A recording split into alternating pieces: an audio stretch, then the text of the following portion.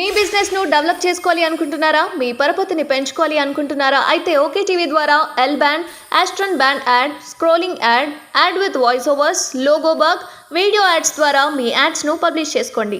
సంప్రదించవలసిన phone number 8520917933.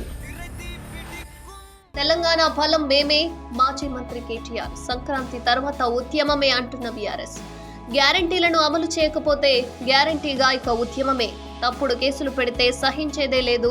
సమీక్ష పర్వంతో car siren మోగింది. మళ్లీ ఉద్యమ విశ్వరూపం చూపిస్తామంటోంది బీఆర్ఎస్.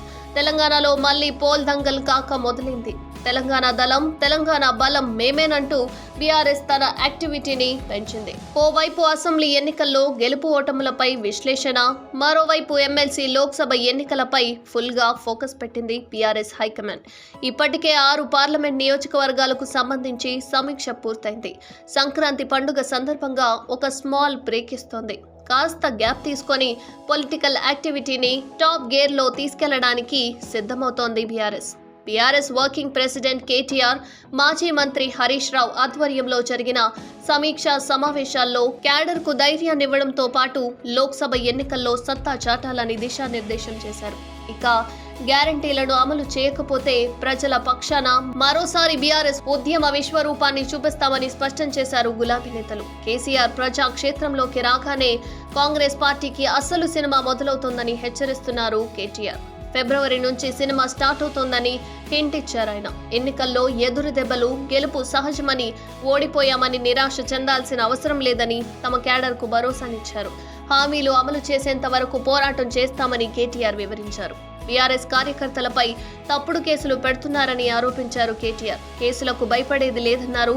తప్పుడు కేసులను కలిసికట్టుగా తిప్పికొడతామన్నారు. బీఆర్ఎస్ ఎప్పటికీ బీజేపీకి బీ టీం కాదన్నారు కేటీఆర్. బీజేపీతో గతంలో పొత్తు లేదని, భవిష్యత్తులోనూ పొత్తుండదని స్పష్టం చేశారు. బీఆర్ఎస్ కు బీజేపీ బీ టీం అయితే కవితపై కేసు పెట్టేవారా అని ప్రశ్నించారు. కాంగ్రెస్, బీజేపీ కుమ్మక్కై బీఆర్ఎస్ ను దెబ్బతీయాలని చూశాయన్నారు. బీజేపీ మత రాజకీయాలు చేస్తోందని మండిపడ్డారు. కవిత అరెస్టు కాకపోవడానికి కారణం సుప్రీంకోర్టు జోక్యం తప్ప బీజేపీతో సంబంధాలు కారణం కాదన్నారు కేటీఆర్. ఓటమితో కృంగిపోయే ప్రసక్తే లేదు. రెట్టింపు ఉత్సాహంతో పార్లమెంటు ఎన్నికల్లో సత్తా చాటుతామంటున్నారు కేటీఆర్. ఓడినంత మాత్రాన ప్రజలను వదిలేయమన్నారు. మాజీ మంత్రి, సిద్దిపేట ఎమ్మెల్యే హరీష్ రావు తెలంగాణ ప్రయోజనాల కోసం ఢిల్లీలో కొట్లాడతాం, హామీల అమలు కోసం అసెంబ్లీలో పోరాడతామన్నారు.